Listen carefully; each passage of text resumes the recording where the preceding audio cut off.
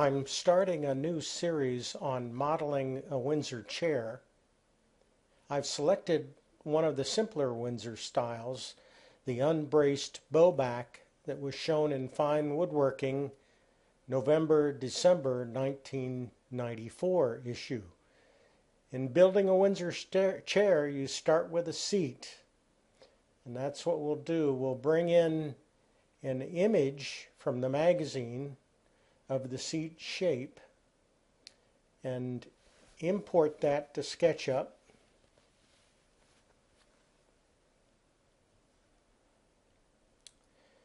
Making sure that to check the option using as an image.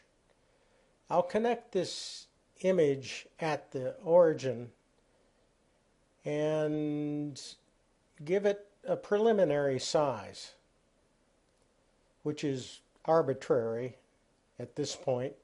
We'll make it full size later. The image is rotated, so we can use the rotate tool to bring it to the normal orientation. If you look closely, let me bring this up on the front view here. The picture is not aligned with SketchUp. To fix this, I'll draw a straight line on the blue axis and then rotate the picture for correct alignment. There, I'm bringing the line up on the blue axis. Notice that the line is a red color. I typically use red when working with scanned images. It makes it easier to see the traced over lines. I created a style that includes red color. You can see here I've got several styles in SketchUp at this point. I use the profile set at 2, which makes it a little bit fatter line, makes it easier to see.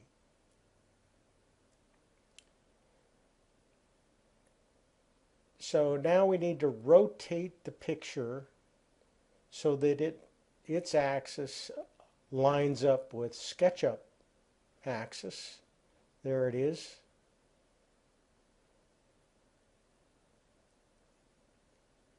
And let me just delete that line now. The picture is not full size yet, and we need to change that and scale it up. I'll use the tape measure and tap the control key. Click here on the image at this intersection. These are 1-inch squares, and I can count 21 inches to the other end where I click the mouse. Now I can type 21, hit enter, and say yes to the question, do I want to resize the model? And now we've got a full size image here. I'm ready to start tracing over the shape of the seat. I'll draw the center line first, center line of the seat. No need in drawing both halves since it's symmetrical. Here's the center line. Then, well, before I start the arc tool here, I'm going to draw a little small line segment here before I grab the arc tool. And now I've got the arc tool, and I need to match up with this shape. I know that one arc is not going to do it. It's probably going to take 3. I'll notice the cyan color. That means I'm tangent with that little red segment, or that, yeah.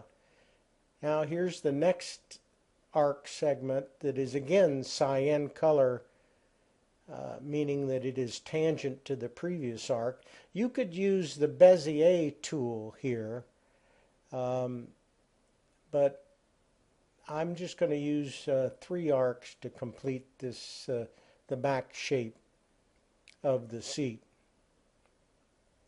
I would continue with the arc tool to complete the rest of the perimeter of the seat shape. Then I would make the shape a component.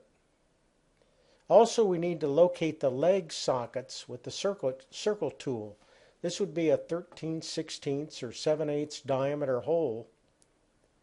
These sight lines are also important and need to be traced over. I'll cover them more detail later. Actually, these specific sight lines will not work properly, and we'll change them later in the process. So you'll see how you make them. I like to show the center of the holes because they show up in the template that we use in the shop to drill the holes precisely at the proper point. I'll draw that center line.